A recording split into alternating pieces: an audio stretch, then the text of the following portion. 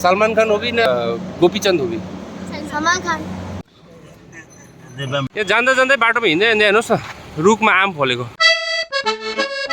Hello नमस्ते टासीदेले, स्वागत छ तपाईहरु सबैजनालाई यस च्यानलमा। म थिनले गणपति। नमस्कार सकलके, आपनादेर सकलके जानाई स्वागत हो यही च्यानलले। र हिजोको भिडियोमा चाहिँ हामीले माध्यमिक र पढाइ लेखाइको कुरा गर्यो र मलाई पनि अलिक फिल भयो कि हिजो चाहिँ अलिकति बेसी नै पढाइ लेखाइको कुरा भयो भनेर। त्यसले गर्दाखेरि आज चाहिँ अलिकति टपिक चेन्ज गरेर हाम्रो टपिक हुनेछ आज चाहिँ खेलकुद, स्पोर्ट्स। र मैले तपाईहरुलाई मेरो कर्सियङ टु बालुरघाटको पार्ट 2 मा भनेको थिएँ, बालुरघाटको सन्दर्भमा भन्दाखेरि कि यहाँनिर चाहिँ एकदमै कल्चरल प्रेमी मान्छेहरू हुनुहुन्छ र क्रीडा अथवा खेलकुद प्रेमी मान्छेहरू हुनुहुन्छ भनेर।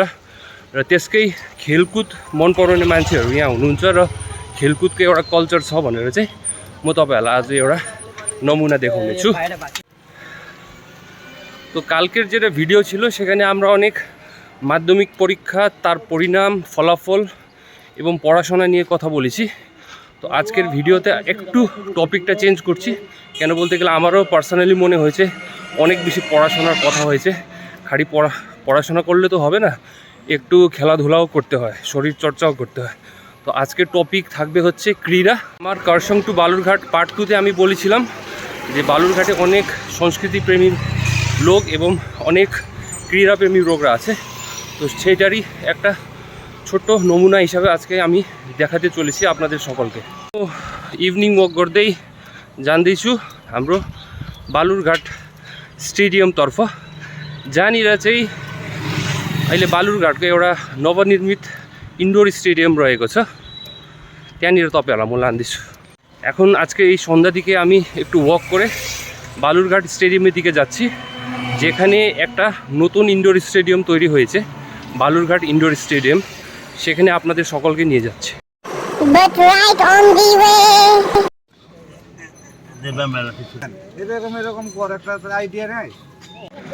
यहाँनिर चाहिँ सन्ध्याबेलाको माछा बजार लागिरहेको छ।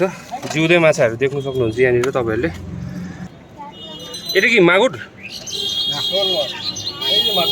ओहो, यो चाहिँ मागुर माछ, क्याटफिस भन्छ जुन चाहिँलाई। यो चाहिँ कोही माछ न? तोल माछ, এটা कोही माछ।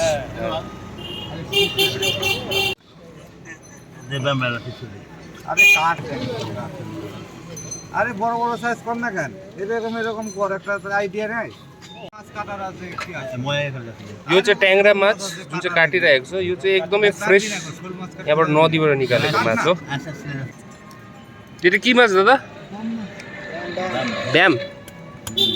ब्याम माछ। यसलाई चाहिँ ब्याम माछ भन्दो रहेछ। बेङ्गोलिजहरूको चाहिँ फेभरेट फुड। अब माछाहरू जस्तो ज्ञान चाहिँ अब उहाँहरूभन्दा अरू कसैलाई यो संसारमा छ जस्तो मलाई लाग्दैन।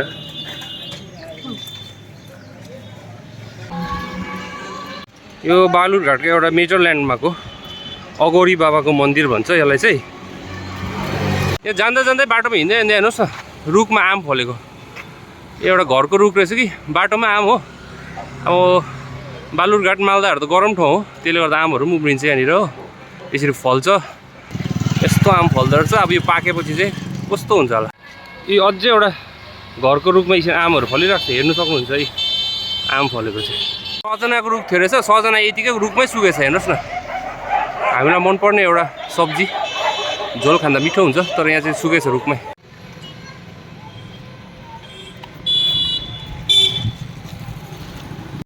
र अहिले चाहिँ म यहाँ बालुरघाट स्टेडियमको भित्र पसिसकेँ र अहिले यहाँ इभिनिङको एउटा परिवेश, सबैजना इभिनिङ वक गर्नु आउनेहरू, यसो अड्डा मार्नु आउनेहरू, यहाँनिर हाम्रो बुढोपाकाहरू आइरहेको रहेछ। त्यहाँ भित्रपट्टि चाहिँ यस्तो छ स्टेडियम।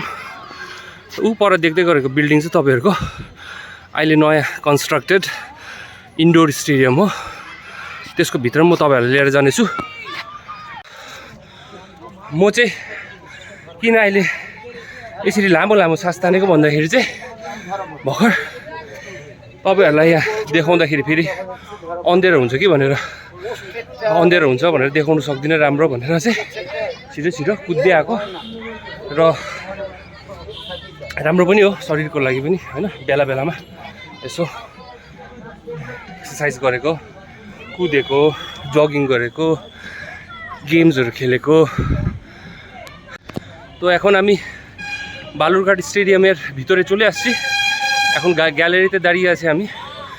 এখন আমি হাঁপসাচ্ছি কেন, আমি ভাবলাম কি অন্ধকার হয়ে যাবে, সেজন্য এখানে আপনাদেরকে ভালো করে দেখাতে পারবো না, অন্ধকার হয়ে যাবে বলে একটু তাড়াতাড়ি আসার জন্য এবং একটু শরীরও চর্চা হয়ে যাবে বলে একটু दौडिए दौडिए আসলাম। यहाँ चाहिँ अहिले अलिकति आउटफिल्ड चाहिँ अलिकति ड्यामेज भएको जस्तो लाग्यो कि पिच चाहिँ बिचको पिच देख्नु हुँदैछ त्यो चाहिँ राम्रै छ। एक्चुअली स्टेडियम चाहिँ बेङ्गलको one of the finest cricket turfs भएको स्टेडियम हो। यहाँनिर बेला बेलामा रन्जी म्याचहरू पनि हुने गर्छ। So these are our senior citizens who are just enjoying the evening in this stadium, the experience once যারা বালুরঘাটকে অনেক দিন থেকে চিনে। र अहिले अँध्यारो पनि भयो। ठिक আছে কাকু, ठिक আছে। र साथीहरू मैले मेरो दर्शङ टु बालुरघाटको जुन चाहिँ पार्ट 2 थियो त्यो भिडियोमा अझै एउटा भनेको थिएँ। बालुरघाट चाहिँ 15 अगस्तमा चाहिँ 1947मा चाहिँ इस्ट पाकिस्तानमा हालिएको थियो भनेर, र एउटा त्यसको विरोधमा चाहिँ यहाँको लोकलहरूले चाहिँ एउटा आन्दोलन गरेको थियो, तेभागा आन्दोलन भनेर। र त्यसको पश्चात चाहिँ त्यो आन्दोलनको फलाफलले गर्दाखेरि चाहिँ 18 अगस्त 1947मा चाहिँ इन्डियामा चाहिँ बालुरघाट चाहिँ विलय हुन गएछ भनेर, र त्यसलाई नै कमेमोरेट गरेर चाहिँ यहाँ हाम्रो बालुरघाटमा एउटा ल्यान्डमार्क छ, हेर्नु सक्नुहुन्छ मेरो पछाडि। फर अ ब्राइट फ्युचर भनेको चाहिँ हेर्नुहोस् न, एकदम सिम्बोलिक टाइपको भयो, लाइटपट्टि हिँड्दै गरेको सबैजना। र हामी चाहिँ यो बालुरघाट इन्डोर स्टेडियमको बाहिरपट्टिबाट हिँड्दैछौँ। The stadium looks really massive. So this is the newly constructed Balurghat Indoor Stadium. It looks really massive. निकै नै ठुलो छ यो। र अहिले चाहिँ म ठिक्कै यो बालुरघाट इन्डोर स्टेडियमको बाहिरपट्टि आइसकेको छु। र फर्स्ट इम्प्रेसन्स चाहिँ के तपाईँहरूको के छ हेर्नुहोस्, स्टेडियम कस्तो छ, कत्रो ठुलो छ। र मलाई त यहाँबाट ठुलै लाग्दैछ हो, but it's important also. Balurghat जस्तो जग्गा जहाँनिर चाहिँ यस्तो स्पोर्ट्स लभिङ पिपलहरू छ होइन, स्पोर्ट्सको एउटा कल्चर छ, ट्रेडिसन छ, त्यहाँनिर चाहिँ एकदम बिफिटिङ एउटा অ্যাসেট। তো বন্ধুরা আমি চলে আসছি বালুরঘাট ইনডোর স্টেডিয়ামের বাইরে। তো এইটা প্রথম ইমপ্রেশন হচ্ছে স্টেডিয়ামটা নতুন হয়েছে, একদম বড় হয়েছে, ভালো হয়েছে। এবং বালুরঘাট মতন জায়গা যেখানে ক্রীড়া এবং খেলাধুলার এমন একটা সংস্কৃতি রয়েছে, একটা ট্র্যাডিশন রয়েছে, সেখানে এই ধরনের একটা स्पोर्ट्स फेसिलिटी हवा उचित। र अस्ति मे महिनादेखि चाहिँ तपाईँहरूको नानीहरूको ग्रीष्मकालीन भेकेसन सुरु भयो, र त्यसलाई नै कोइन्साइड गरेर चाहिँ एउटा स्पेशल ब्याडमिन्टन कोचिङ क्याम्प चाहिँ यहाँ स्टेडियममा चलिरहेको छ, जुन चाहिँ प्रत्येक दिन बिहान र बेलुकी हुने गर्दछ। এই মে মাস থেকে বাচ্চাদের এই গ্রীষ্মকালীন যে ছুটি চলাকালীন 1 মাসের স্পেশাল ব্যাডমিন্টন কোচিং ক্যাম্প এই স্টেডিয়ামে চলছে প্রশাসনের তরফ থেকে। তো সেটাও আমি আজকে দেখব। তো এই ক্যাম্পটা চলছে হচ্ছে প্রত্যেক দিন সকাল এবং বিকেল করে। So the main objective of this ongoing coaching camp is to nurture the raw talent and to introduce kids, those who have just heard about the word badminton but never played it, just to introduce them with the sport and to nurture them. र अब चाहिँ म यो indoor स्टेडियमको भित्र जाँदैछु।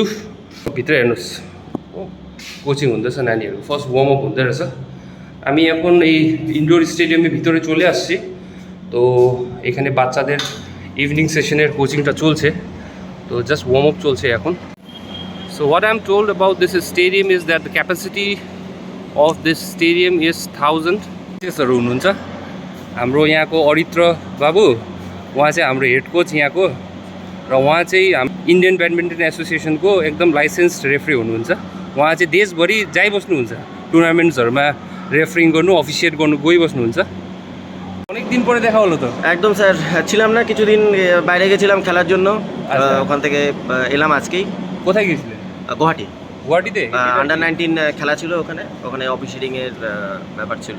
ও, তো এইটা যে আমাদের চলছে, হ্যাঁ, তো আপনার এই যে মোটামুটি 15-16 দিন তো হয়ে গেল, কি ফার্স্ট ইমপ্রেশনস কি আছে যে এইখান থেকে কিছু ভালো, একদম রেসপন্স ভালো পাওয়া যাচ্ছে এবং বাচ্চারাও খুব এর মধ্যে আগ্রহ পেয়েছে, গার্জেনরাও আগ্রহ পেয়েছে। তো আমার মনে হয় যে এর থেকে ভালো আমরা একটা রেজাল্ট পাবো, আশা করা যায়। আপনারা যখন दायित्व लिएछन् आमिও आशावादी जे এটা হবেই। हाम्रो जुन कोचेसहरू हुनुहुन्छ उहाँहरू चाहिँ एकदमै भोलिन्टरीली यहाँ कोचिङ दिनको लागि आएको। उहाँहरूले कुनै यसको लागि कुनै पनि रेमुनरेसन होस् अथवा पारिश्रमिक होस् त्योहरूको उहाँहरूको कुनै पनि त्यस्तो खालको डिमान्ड छैन। एकदमै for the love of the sports उहाँहरू चाहिँ यहाँनिर कोचिङ दिन आएको।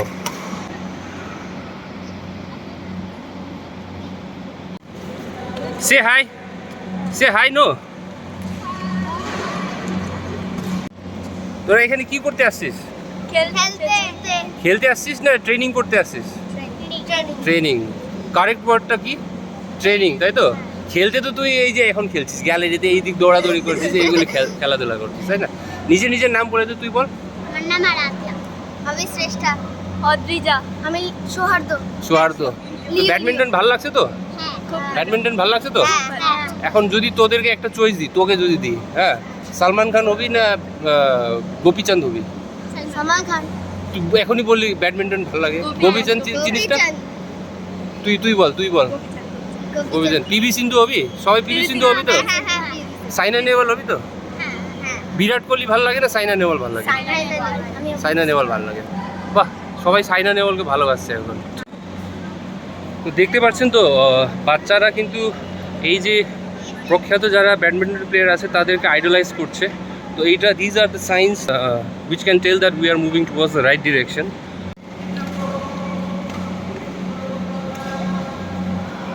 খেলাধুলার উন্নয়নের জন্য এই জিনিসগুলোই দরকার, একদম স্ট্রিমলাইন্ড এবং systematic coaching at the grassroot level with dedication of all the stakeholders, especially the coaches, the trainees or the players and the parents.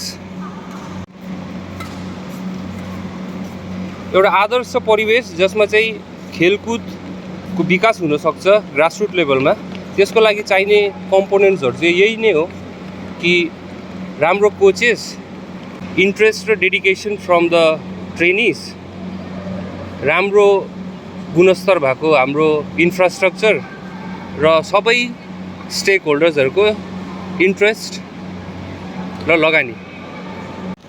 र अहिले भारतीय खेलकुदको परिप्रेक्ष्यमा যদি कुरा गर्नु हो भने चाहिँ अहिले चाहिँ रिसेन्ट इयर्समा चाहिँ पछिल्लो दशकदेखि चाहिँ अहिले भारतीय खेलकुदको स्तर चाहिँ अलिकति बढेर गएको छ तुलनामूलक। किनभने ओलम्पिक्समा राम्रो पर्फर्मेन्सहरू हुँदैछ, एसियन गेम्सहरूमा राम्रो पर्फर्मेन्स हुँदैछ, कमनवेल्थ गेम्समा राम्रो पर्फर्मेन्सहरू हुँदैछ र एक एकवटा स्पोर्ट्सको नानीहरूले फलो गर्नु सकोस् यस्तो खालके आइडल्सहरू तयारी हुँदैछ। यस्तो परिवेश रेडी भयो र एक एकवटा ग्रासरुट लेभलमा, डिस्ट्रिक्ट लेभलमा यस्तो खालके इन्फ्रास्ट्रक्चरहरू भएपछि चाहिँ त्यो दिन साँच्चै नै टाढो छैन जसमा चाहिँ भारतले पनि अब ओलम्पिकमा गएपछि चाहिँ स्वर्ण पदक चाहिँ মাল্টিপল ইভেন্টসमा জিতছে भन्ने আমার মনে হয় যে এইগুলো ক্যাম্পে থেকে কিন্তু বাচ্চারা খালি খেলাধুলার স্কিলগুলো কিন্তু শিখবে না, লাইফ লেসেন্সগুলো শিখবে। How to work in a team and how to socialise, never dying spirit, fight till the end, এই ধরনের স্পিরিটগুলো ওরা কিন্তু শিখবে। यस्तो खालको कोचिङ क्याम्पहरू जुन चाहिँ हुन्छ त्यसमा चाहिँ अब खेलकुद सम्पर्कित स्किल मात्रै डेभलप नभएर physical development as well as mental development, तर त्योभन्दा पनि ठुलो कुरा चाहिँ त्यो एसेन्सहरू जुन चाहिँ हुन्छ अब टिम वर्क हैन र सोशलाइज हुनु र नेभर गिभ अप, कहिले पनि हार नमान्ने, अन्तिमसम्म लडाइँ गर्ने एउटा भावना, त्योहरू पनि नानीहरूको मनमा चाहिँ डेभलप हुन्छ।